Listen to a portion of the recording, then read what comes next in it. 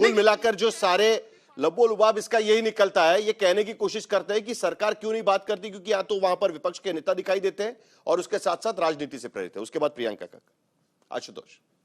आपके पैनल में चार राजनीतिक विश्लेषक हैं। ये तीन राजनीतिक विश्लेषक पूरी तरीके से तटस्थ हैं। ये बिल्कुल नरेंद्र मोदी जी की तारीफ नहीं करते, ये हमेशा राहुल गांधी की तारीफ करते। ये तटस्थता है इन लोगों की। ये ज्ञान दे रहे हैं कि हम लोग तटस्थ नहीं हैं, और ये लोग जो आरएसएस के शाखा से निकले हुए लोग हैं वो ये बताने की कोशिश कर रहे हैं कि हम लोग तटस्थ नहीं हैं। जो सुबह से शाम तक देवकांत बरुआ बने हुए हैं, सुबह से शाम तक श्रद्धेय प्रधानमंत्री जी के बारे में बात करते हैं, वो हमको ज्ञान दे रहे हैं। मतलब एक हंसी आती इन सब चीजों को लेकर। देखिए साहिल, एक बात समझिए इस बारे में, यह सरकार अपने स्वभाव में लोकतांत्रिक सरकार नहीं है। अगर लोकतांत्रिक सरकार होती तो जैसे जंतर मंतर पर अन्ना हजारे से संपर्क किया गया, जैसे रामदेव से संपर्क किया गया, और रामदेव इतने डरपोक आदमी साबित हुए कि वो गिरफ्तारी से बचने के लिए भाग खड़े हुए। अन्ना हजारे तो नहीं भागे, अरविंद केजरीवाल तो नहीं भागे, प्रशांत भूषण तो नहीं भागे। रामदेव क्यों भागे? कपड़े बदल के, महिला का वस्त्र पहन के, क्योंकि वो डरपोक लोग। लेकिन आरोप यह लग रहा है कि अगर ये आंदोलन में विपक्ष के नेता नहीं जाते तो उसको राजनीतिक रंग नहीं मिलता और सरकार शायद उनसे बातचीत कर लेती। जिस तरीके से संगीत रागी कह रहे हैं, सूर्या मैथिल कह रहे हैं, रोहित सिंह कह रहे हैं, उनका एनालिसिस है कि अगर विपक्ष के नेता नहीं दिखते तो शायद बातचीत होती। यही कहने की कोशिश है। साहिल, आपको इस बारे में यकीन है? अगर मैं फिर कह रहा हूं, क्या यह सरकार की जिम्मेदारी नहीं थी कि वो सोनम वांगचुक से संपर्क करती? आज आपके चैनल पे बीजेपी के प्रवक्ता क्यों नहीं है, और बीजेपी की जगह पे ये डमी प्रवक्ता क्यों बैठे हुए हैं 3-3? क्यों नहीं बीजेपी के लोग आके यहाँ पे जवाब देते? क्यों नहीं आरएसएस के लोग आके जवाब देते? का भी कोई प्रवक्ता नहीं है, आम आदमी पार्टी के क्यों नहीं होते? सरकार पार्टी के लोगों ने मैं आप पे किया है। सूर्या जी, मैंने आपको डिस्टर्ब नहीं किया, मैंने आपको डिस्टर्ब नहीं, ये गलत बात है। मैंने आपको डिस्टर्ब नहीं किया, सभ्यता से बात करें। ये आप बताइए ना, कांग्रेस का प्रवक्ता है इस डिबेट में, आप बताइए। मैं सूर्या मैथिल जी, साहिल, पहली बात तो सूर्या मैथिल जी को यह स्पष्ट करना चाहिए उनका आरएसएस से क्या रिश्ता है। संगीत रागी को स्पष्ट करना चाहिए उनका आरएसएस से क्या रिश्ता है।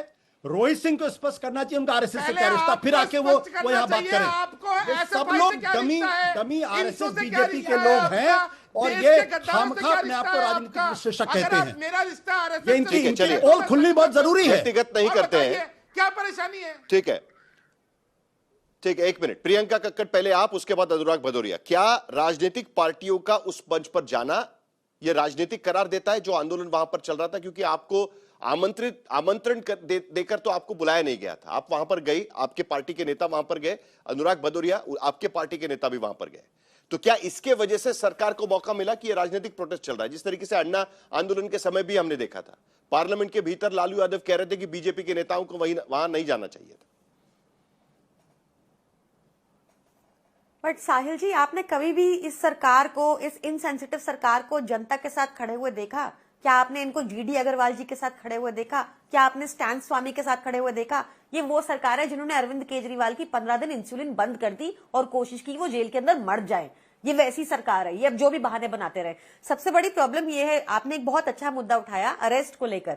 इस बार एक दिनेश बेनीवाल बीजेपी का एक छुटभैया नेता पकड़ा गया था, और उसने जब वो अरेस्ट हो रहा था उसने कहा, मुझे क्यों पकड़ रहे हो, बड़े लोगों को पकड़ो। ये पूरी भाजपा कम पढ़े लिखों की पार्टी है जो गोड से भक्त है, जो चला रहे हैं ये पेपर लीक का धंधा। इसलिए ये इस डिबेट से भी दूर है, इसलिए सोनम वांगचुक जी से बात करने की हिम्मत भी नहीं जुटा पाए ये कायर लोग। आपको याद है इनकी एंट्री कैसे हुई थी?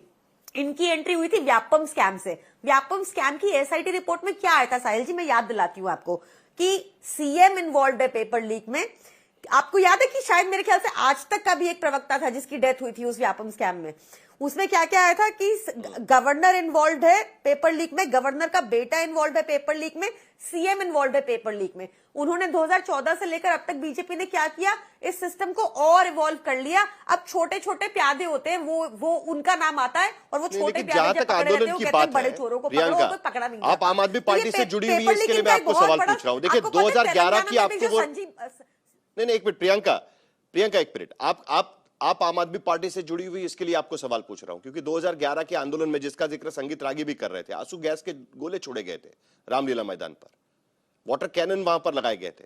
तो सरकार हमेशा आंदोलन दबाने की कोशिश करती है, बात तो पहले से लोग उस पर सवाल उठाते आए हैं, पहली बार तो नहीं है इस पूरे मामले पर, अगर आपका यह आरोप है तो।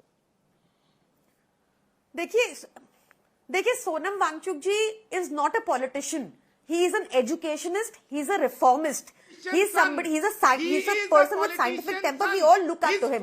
उन्होंने एक proper minister of Jammu Kashmir government from Congress. मैं इसका भी जवाब देती हूँ आपको, आप थोड़ा और पढ़ेंगे, आप थोड़ा और पढ़ेंगे, सुनिए ना, ये कांग्रेस के नेता के मैं बेटे आपको हैं, आप पहले इनके पिता हिंदी में बात कर मंत्री लीजिए, रहे आपकी हैं। अंग्रेजी खराब है, सुनिए ना, मैं बता रहा हूँ, आप हिंदी में बात कर लीजिए, मुझे हिंदी समझ आती है, सुनिए तो उन्होंने अपने IIM के इंटरव्यू के टाइम अपने पिताजी का नाम तक छुपाया और कहा कि मेरे पिताजी फार्मर है, ताकि किसी को पता ना चले। वो जो भी है अपने बलबूते पे है, आपकी तरह आपकी पार्टी के नेपोटिज्म की वजह से लोग नहीं खड़े हुए जगह।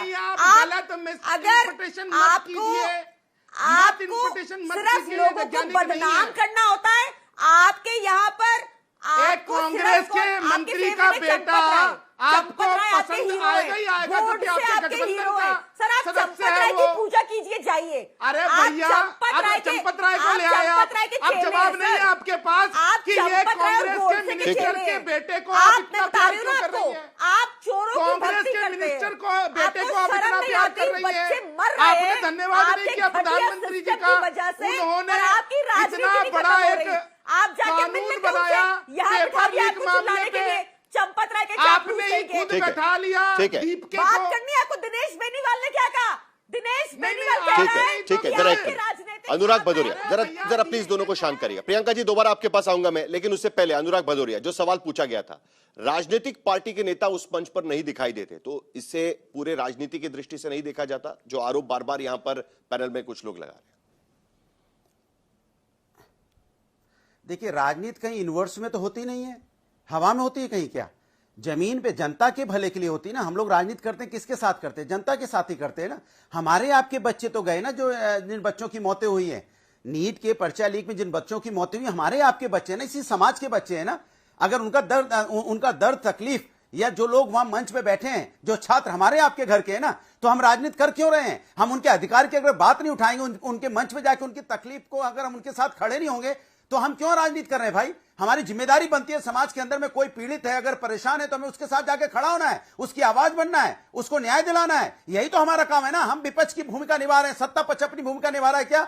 क्या उसकी जिम्मेदारी नहीं बनती थी वहां जाके पूछना कि भाई आपने ही हो, अपने ही हिंदुस्तानी हो, अपना ही खून हो, आप इतने दर्द में हो, इतने दिन से उपवास में बैठे हो, आपकी जान जा सकती है, आपको क्या तकलीफ है, आइए हम मिल बैठ के इसके समस्या का समाधान करते हैं। आप नहीं जाओगे तो हम जाएं, हमारी तो जिम्मेदारी बनती है, हम तो जाएंगे, क्योंकि हम उनको अपना समझते हैं, हमारे भारतीय हैं, और भारतीय अगर कोई तकलीफ में, दर्द में है, तो मेरी जिम्मेदारी बनती है उसके साथ आवाज मिलाना। अगर इसको आप राजनीति समझते हो तो राजनीति समझिए आप इसको। अगर अधिकार की, किसी को अधिकार दिलाना, अन्याय के खिलाफ आवाज उठाना गांधीवाद तरीके से, अगर इसको आप सरकार राजनीति कहती है तो उसको राजनीति समझ लीजिए आप। यहाँ इस तरह से आपको हर चीज में राजनीति जाएगी। जब यहाँ किसान बैठेगा, किसान की मौतें हो जाए और हम उनके साथ खड़े नहीं हो, चढ़ावा चोरी हो जाए और हम उसकी आवाज ना उठाएं, बच्चों की यहाँ पे आत्महत्या कर लें, हम उसकी आवाज ना उठाएं, तो हम किस लिए इस समाज के अंदर में? क्यों हम इस समाज के अंदर में क्यों राजनीति कर रहे हैं? समाज के अंदर में जब समाज की हम आवाज ही नहीं उठा सकते, हम समाज की आवाज उठाते हैं। समाज में कोई व्यक्ति कहीं भी, अगर प्रभु राम की चोरी हुई है तो आवाज उठाई, अगर किसान परेशान था तो आवाज उठाई, अगर महिलाओं ने यहाँ पे जिस तरह उनके साथ अन्याय हुआ तो हमने आवाज उठाई, अगर बच्चे परेशान, उनका पर्चा लीक हो रहा है तो हम आवाज उठाएंगे, बच्चे आत्महत्या करेंगे, उनको अधिकार दिलाने के लिए हम आवाज उठाएंगे। सोनम वांगचुक जी अगर वहां उपवास में बैठे हैं, उनकी जान खतरे में, मेरी जिम्मेदारी बनती है, हमने अगर आवाज उठाई तब तो जगेगी ना सरकार।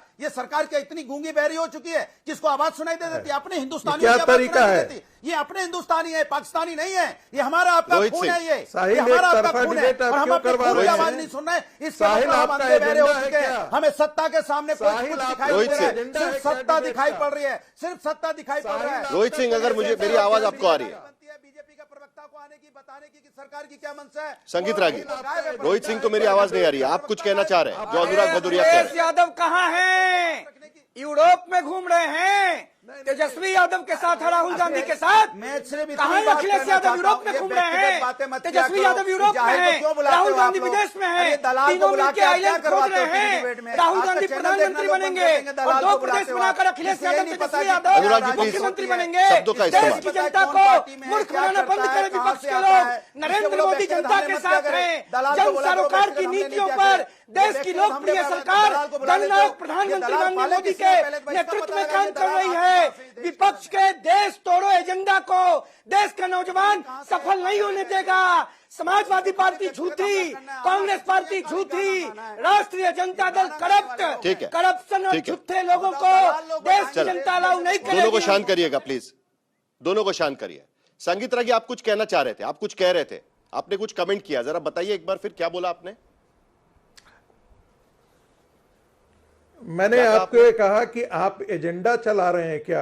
लगातार आप अनुराग भदौरिया का भाषण सुनवा रहे हैं। बातचीत करना एजेंडा होता है, बाकी किसी और को आप बोलने के लिए नहीं दे रहे हैं। आपका भाषण सुना तब एजेंडा नहीं था। नहीं, एजेंडा ही चला रहे हैं। आपका भाषण सुना तब एजेंडा नहीं था। चला रहे हैं आपने तो पूरा का पूरा आपने 10 मिनट तक जो भाषण दिया वो एजेंडा नहीं था। नहीं, जब एक मतलब आपके कहने पर ताली बजाओ तो एजेंडा नहीं है। एजेंडा ही चला रहे हैं। नहीं, आपके कहने पर ताली बजाओ तो एजेंडा नहीं है। एजेंडा ही चला रहे हैं। एजेंडा का आरोप मत लगाइएगा। आपकी वाहवाही करने के लिए मैं यहाँ पर बैठा नहीं हूँ।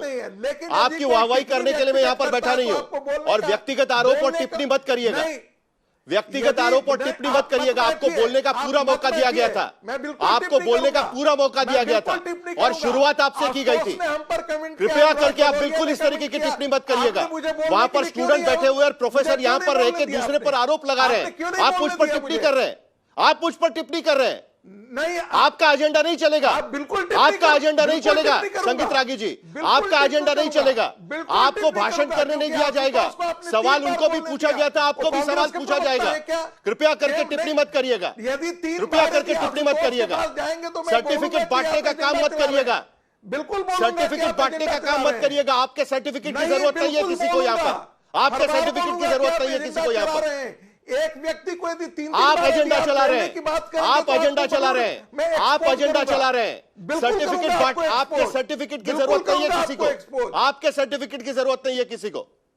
बिल्कुल जरूरत नहीं है आपके सर्टिफिकेट की किसी को। लेकिन मैं आपको जरूर ये बोलूंगा, यही होता है आशुतोष। भाई आप एक व्यक्ति से यही होता है आशुतोष, यही होता है हमेशा। भी नहीं बोलने का मौका ये सर्टिफिकेट बांटने वाले लोग ये खड़े हो जाते हैं और कहने लगते हैं कि किसको क्या करना चाहिए। सवाल आप लिख कर दीजिए, फिर आप सवाल लिख कर दीजिए।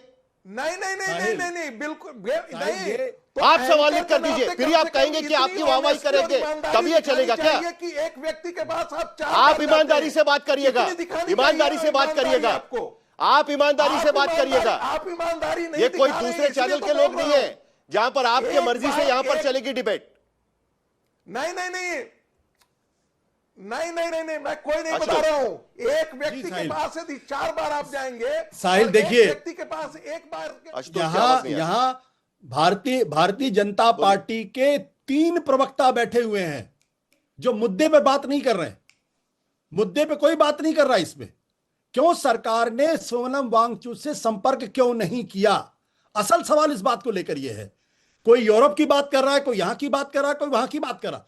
ये पूरे मुद्दे को जो है वो डिरेल करना चाहते हैं। असली सवाल यह है कि जब छात्र आत्महत्या कर रहे हैं, उनके पेपर लीक हो रहे हैं, एक जवाबदेह ईमानदार सरकार की जरूरत थी जो जाके सोनम वांगचुक से बात करता, छात्रों से बात करता और एक इनकॉम्पिटेंट मिनिस्टर को सैक करता। लेकिन इनकॉम्पिटेंट मिनिस्टर बने हुए हैं और यहां पे आके ये सारे लोग जो हैं, जो भारतीय जनता पार्टी के प्रच्छन्न प्रवक्ता हैं, वो आपके ऊपर उंगली उठा रहे हैं, आपके ऊपर टिप्पणी कर रहे हैं, क्योंकि आप उनके द्वारा डिक्टेट नहीं होना चाहते हैं। यह दिक्कत है उनके साथ। अगर आप उनका एजेंडा चलाने लगेंगे तो ये आपकी तारीफ करने लगेंगे। ये तो असल सवाल यह कि सोनम वांगचुक से सरकार ने संपर्क क्यों नहीं किया इस 20 दिन के अंदर? अगर लोकतांत्रिक सरकार होती तो जरूर संपर्क। संगीत रागी जवाब दीजिए। आप जवाब दीजिए संगीत रागी।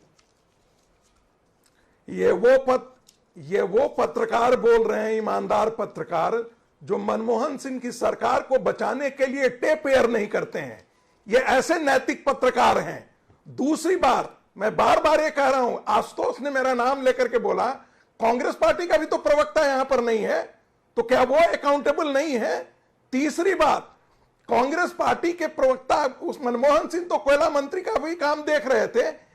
कोयला घोटाले में मनमोहन सिंह से इस्तीफा मांगे थे क्या आशुतोष? नहीं मांगा था। उसी शीला दीक्षित जिसके खिलाफ तुम काम करते थे, सड़कों पर उतर करके आए थे, उसी शीला दीक्षित के सहारे सरकार बना रही थे। कौन सी ईमानदारी थी तुम्हारी जब आम आदमी पार्टी के साथ खड़े थे? आप कांग्रेस के प्रवक्ता से भी बड़े बन करके प्रवक्ता के तौर पर यहां आते हैं। आज आप कहते हैं कि भारत की सरकार जो है वो लोकतांत्रिक नहीं है। वो बात, अरे सोनम वांगचुक जिसके बारे में बहुत पहले से बात तय है कि वो आदमी बात करने के लिए आता क्या? जो व्यक्ति पहले से यहां हठधर्मिता के साथ आया हो कि हम आंदोलन करने के लिए आता है, उससे बात करने की क्या जरूरत है? बिल्कुल अच्छा किया भारत सरकार ने बात नहीं किया, क्योंकि उनकी मंशा ही बात करने की नहीं थी। यदि बात करने की मंशा होती, जब तो शुरुआत में पूछा गया तब संगीत रागी घुमा रहे थे, और एक बात, तब संगीत रागी घुमा रहे थे। आप जाके बोल रहे हैं कि बात करने की जरूरत ही नहीं थी। अब रंगे हाथों बात पकड़ करने की जरूरत ही नहीं थी यहाँ पर। साहिल आप कह रहे हैं कि बात करने की जरूरत ही नहीं थी। साहिल एक बात और, कार सेवक पर, निहत्थे कार सेवक पर गोलियां चलाने वाला पार्टी, हत्यारी पार्टी कहती है कि निर्दोष को ऐसे क्यों? हिंसक आंदोलन तो नहीं था। जो राजनाथ जी जब शिक्षा मंत्री थे तो उस समय उन्होंने एक कठोर बिल लाया था। अनुराग जी की आवाज नहीं आ रही। किसके लिए? कॉपी करने के खिलाफ। मुलायम सिंह ने कहा बच्चे हैं, कॉपी नहीं कर सकते। साहिल, शर्म नहीं आती है नैतिकता की। साहिल एक इंपॉर्टेंट बात क्या है? भदौरिया कुछ जवाब देना चाह रहे हैं, फिर आशुतोष आपके पास आता हूं। झूठा आरोप लगा रहे हैं जी। अनुराग भदौरिया 10 सेकंड। देखिए ये बोलो एजेंडा भी हो गया, अभी आप जवाब दीजिए। चोरी में हम पकड़ा किसने? समाजवादियों ने। हम सनातनी नहीं, मैं जवाब दे रहा हूं। इन्होंने बोला कि प्रभु राम के मंदिर की बात की। प्रभु राम के मंदिर में चढ़ावा चोरी हुआ तो पकड़ा समाजवादियों ने, क्योंकि हम सनातनी है, पकड़ लिया वहां पे। आप फर्जी थे, वहां चढ़ावा चोरी हो रहा था, तब तो नहीं भारतीय जनता पार्टी पकड़ पाई। भारतीय जनता पार्टी की सरकार तो दोनों जगह, ट्रस्ट में भी उनके अपने सहयोगी थे, क्यों नहीं आपने पकड़ा? और आप यहाँ कार सेवक की बात करते हो। निपेंद्र मिश्रा जी ने क्या बोला था कि निपेंद्र मिश्रा जी ने साफ साफ बोला है कि वहां पे मुख्यमंत्री जी के चलान बोलने से, आदेश से नहीं गोली चली है लोकल एडमिनिस्ट्रेशन से। तो आप निपेंद्र मिश्रा जी को तो आपने वहां निर्माण समिति का अध्यक्ष बना रखा है। ये हो गया। झूठे लोग डिबेट हैं, आज राम मंदिर की नहीं है। यहाँ डिबेट आज बाबरी मस्जिद वाली नहीं है। जंतर मंतर पे सोनम वांगचुक वहां पर अनशन के लिए बैठे थे, उन्हें वहां से हटा दिया गया है, जिनकी तारीफ की गई थी एक वक्त पे, और सरकार द्वारा ही तारीफ की गई थी। संगीत रागी को शायद वो याद होगा, याद नहीं होगा तो गूगल सर्च कर लीजिएगा, लेकिन तब तारीफ की गई थी उनकी। आज उन्हीं के अनशन के प्रोटेस्ट पर हम लोग बात कर रहे हैं। आशुतोष जी, आखिर में 30 सेकंड है मेरे पास, आप कुछ कहना चाहिए। जरूरत नहीं पड़ती। बट साहिल, एक इंपॉर्टेंट बात क्या है कि बाबर ने तो राम मंदिर को लूटा था, अब राम भक्त होने का जो स्वांग रच रहे, उन्होंने राम मंदिर को लूट लिया है। इनसे क्या उम्मीद करते हैं आप?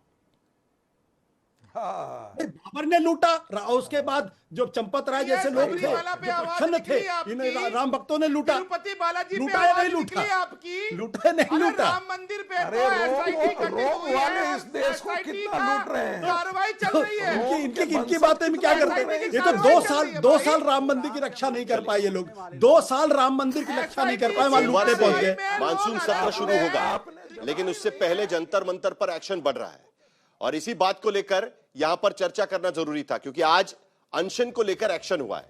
अब एक नया अनशन वहां पर शुरू हुआ है, उस बात को लेकर भी क्या एक्शन होता है उस पर हम नजर बनाए रखेंगे। लेकिन फिलहाल आप सभी का बहुत बहुत शुक्रिया।